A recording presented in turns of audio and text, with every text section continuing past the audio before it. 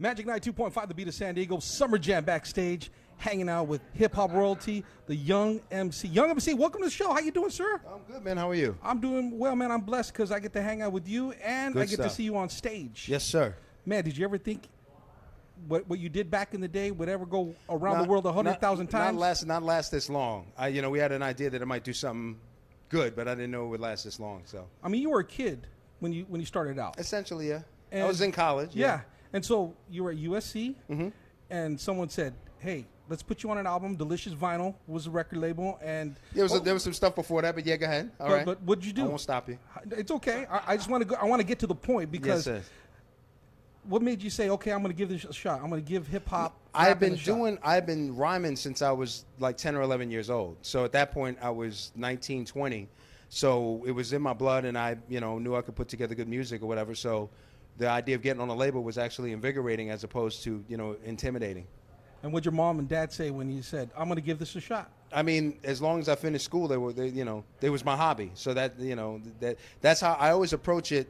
And I tell people to approach it like treat the music business or entertainment as your hobby until it becomes lucrative enough to become your profession. And that's what I did. I graduated, I got my degree, took the summer, toured, and then by that next February, I had my Grammy, and the record was damn near double platinum. So then that was when I decided it would be my career. How did it feel being on top of the world at that point in your career? It's different because you don't feel like you're on top of the world. You're on top of wherever you are.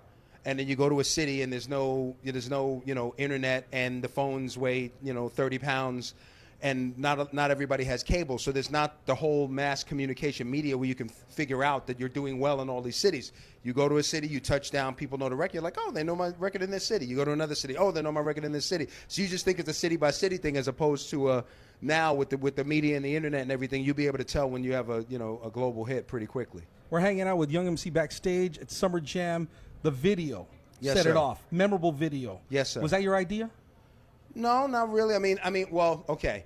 The video was pretty literal to the lyrics. So a lot of times I tell a lot of stories and I'm very visual in my lyrics. So I'm not going to beat the director over the head in terms of what I want the video to look like, because a lot of times they're just representing what's in the music, because I use so much visual imagery in my lyrics. So it was my idea in terms of where the director got it from, but the things you saw were the director's idea. There you go. Young MC hanging out backstage. It's Summer Jam. It's the X-Man hanging out with Young MC. Thank you so much for your time. I appreciate Thank you, man.